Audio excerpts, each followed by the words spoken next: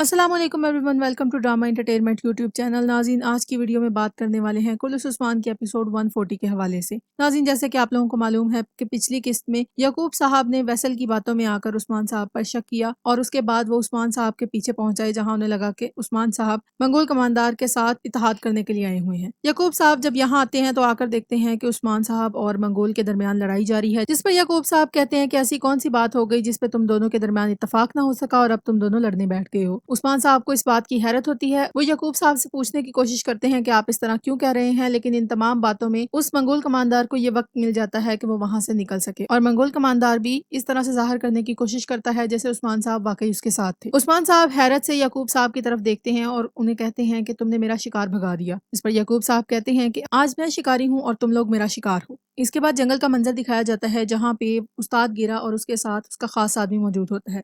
उस्ताद गिरा कहता है कि क्या सरहदी बाजार से वासलस की कोई खबर आई है या नहीं।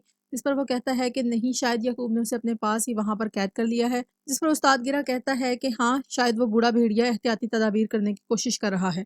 इसके बाद अभी ये बातें हो रही होती हैं कि वहां पर मंगोल कमांडर आ जाता है जो उस्मान साहब से फरार होकर यहाँ आ गया होता है।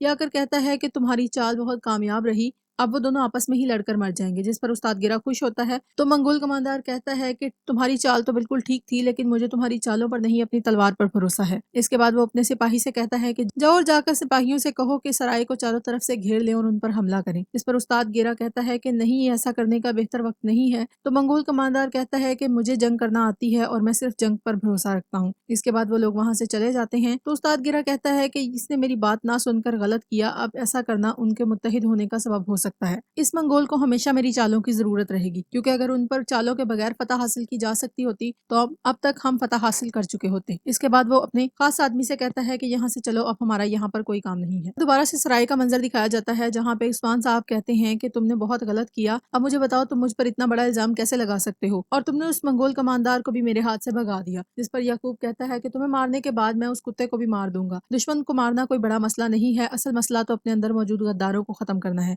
तो उस्मान साहब कहते हैं कि तुम ये सब बातें आखिर किससे सुनकर कह रहे हो और किस बुनियाद पर कह रहे हो। तो याकूब सरदार कहता है कि ये सब बातें तुम्हारे सिपाही वैसल ने कही हैं। इसके बाद वो उस्मान साहब पर हमला कर देते हैं। नाज़रीन, उस्मान साहब कहते हैं ये वैसल तो असल में वही गद्दार है जिसे हम ढूंढने की कोशिश कर रहे हैं, तुमने आखिर उसकी बात पर यकीन ही कैसे कर लिया। तो लड़ते हुए याकूब कहता है कि उसके पास वही जहर मौजूद था जिसे मेरी बेटी पर हमला हुआ। उस्मान साहब कहते हैं कि यकीनन वो ऐसी चालें चलते हैं जिन पर यकीन ना करना बहुत मुश्किल है। इतने में उस्मान साहब के सिपाही याकूब साहब के सिपाहियों को जेर कर लेते हैं तो अचानक से मंगोल फौज इन पर हमला कर देती है। जैसे ही मंगोल अंदर आते हैं तो उस्मान साहब और याकूब साहब दोनों समझ जाते हैं कि उनके साथ क्या हुआ है। उस्मान साहब गुस्से से याकूब साहब से कहते हैं कि वो हमेशा चालें चलते हैं और तुम हमेशा उनकी चालों में आ जाते हो। इसके बाद वो सिपाहियों से कहते हैं कि दरमियान के सिपाहियों को छोड़ दो और काफिरों से मुकाबला करो। इसके बाद ये तमाम लोग मिलकर उनसे मुकाबला करते हैं, लेकिन ये मंगोल सिपाही तादाद में बहुत ज्यादा होते हैं। तो अरहान साहब उस्मान साहब से कहते हैं कि आप यहाँ से चले जाएं, वो बहुत ज्यादा तादाद में आ रहे हैं, मैं आपके पीछे आता हूँ। उस्मान साहब को नूर सिपाही और याकूब साहब से कहते हैं हम यहाँ से निकलेंगे, और अरहान साहब से कहते हैं कि आप मोहतात रहें। इसके बाद जब वो वहां से चले जाते हैं तो अरहान साहब उन पर बहुत ताकत से हमला कर देते हैं। इसके बाद सरहदी बाजार का मंजर दिखाया जाता है जहाँ पे बाला खातून बहुत गुस्से से सरहदी बाजार में आती हैं, कहती हैं कि सादत खातून मेरा बेटा कहाँ है, बाहर निकलें, आपकी हिम्मत कैसे हुई। अभी ये बातें हो रही होती हैं कि सादत खातून आ जाती हैं और आकर कहती हैं कि ये कैसा शोर है, तुम्हारा बेटा जिंदान में है। जिस पर बाला खातून कहती हैं कि तुम उसे जिंदान में कैसे रख सकती हो, वो मेरा बेटा है। सादत खातून कहती हैं उसकी रिहाई का फैसला याकूब साहब के आने के बाद ही होगा। तो बाला खातून कहती हैं कि मेरे बेटे को फौरन रिहा करो और तुम उसे कैद नहीं रख सकती। सादत खातून कहती हैं मैंने उसे कैद नहीं किया, बल्कि जिस तरह मैं तुम्हारे महल में मेहमान थी इसी तरह तुम्हारा बेटा और उसके सिपाही मेरे महल में मेहमान हैं। तो बाला खातून कहती हैं यानी तुम मुझसे बदला लेने की कोशिश कर रही हो। तो सादत खातून कहती है अस्तगफिरुल्लाह, मेरी नीयत बहुत खालिस है, तुम्हारा बेटा और जंगजू याकूब साहब के आने तक मेरे मेहमान हैं। बाला खातून कहती हैं जबकि आपकी नीयत खालिस है फिर मेरे जंगजुओं को रिहा करें, आपको उनसे कोई मसला नहीं होगा। तो सादत खातून कहती हैं चलो मैं ही बड़ा दिल दिखाती हूँ, तुम्हारे सिपाही अब से रिहा हैं, लेकिन फिर तुम अपने सिपाहियों को यहाँ से लेकर चली जाओगी। तो बाला खातून कहती हैं नहीं, मैं यहाँ से कहीं नहीं जाऊंगी जब तक मेरा बेटा रिहा नहीं हो जाता। सादत खातून कहती है तुम पुरसुकून नहीं रहोगी बाला, मैं ये बात अच्छी तरह जानती हूँ, लेकिन अब मेरे बाजार से जाओ। तो बाला खातून कहती है मैं अपने बेटे को लेने से पहले कहीं नहीं जा रही, जबकि ये आपकी सरजमीन है तो फिर आपको किस बात का डर है। सादत खातून कहती है फिर तुम ठहरोगी और तुम्हारे सिपाही जाएंगे। इसके बाद जंगल का मंजर दिखाया जाता है जहाँ पे उस्मान साहब, याकूब साहब और कनूर साहब आगे बढ़ते हुए जा रहे होते हैं। नाज़रीन, अभी अभी सिर्फ याकूब साहब की ही वजह से ये मंगोल उस्मान साहब के हाथ से निकल चुका होता है, लेकिन इस बात को तस्लीम करने की बजाय और इस पर शर्मिंदा होने की बजाय यकूब साहब कहते हैं कि ये सब तुम्हारी वजह से हुआ है उस्मान। इससे पहले कि हम अपने पाँव पर खड़े होते तुमने मंगोलों को आफत की तरह हमारे सर पर बिठा दिया है और ये सब तुम्हारी खता है। तो उस्मान साहब कहते हैं कि जिसे आप खता कह रहे हैं वो तुर्कों की आज़ादी की आग है। हाँ, मैं इस सब का सबब बना, लेकिन मैंने उनके आगे घुटने नहीं टेके। अभी ये बातें हो रही होती हैं कि इन पर मंगोलों की तरफ से हमला हो जाता है। ये अपनी खास जंगी हिकमत अमली के पेश नज़र उस्मान साहब और उनके सिपाहियों के गिर्द धुआं कर देते हैं, जिसकी वजह से उन्हें तीर दिखाई नहीं देते और ना ही वो उन